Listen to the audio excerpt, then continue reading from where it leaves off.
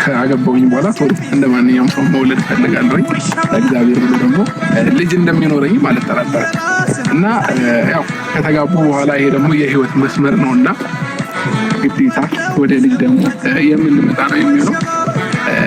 አንዳንድ ጊዜ ከሰርግ በኋላ ሲወልድ በጣም ደስ ይላልና እቅዳለኝ እኔም ማለት ነው። እና ዘላለሜን ደግሞ እንግዲህ ዘላለም ይኖር የለም በእርግጥ እድሜን ግን ከሩታዬ ጋር በመኖሬ በጣም ደስተኛ ነኝ።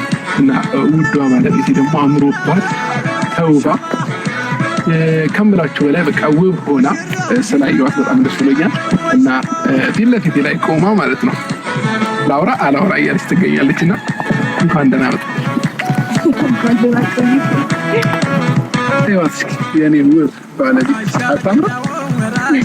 የምሬን ነው።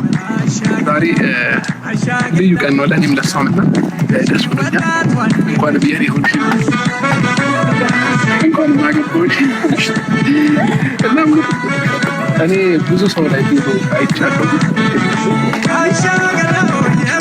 እንዳማሩ እና በጣም ነው የሚያምረው። እችልና ደግሞ ማለት ነው ፈቀድልኝ ቢሆን አክቲቪቲ አንዴ ቬሎ ባለብሳት ደስ ይለኛል። ያው አንደኛ፣ ሁለተኛ፣ ሶስተኛ ዓመታችንን ስናከብር ከዚህ በኋላ በቬሎ ይሆናል።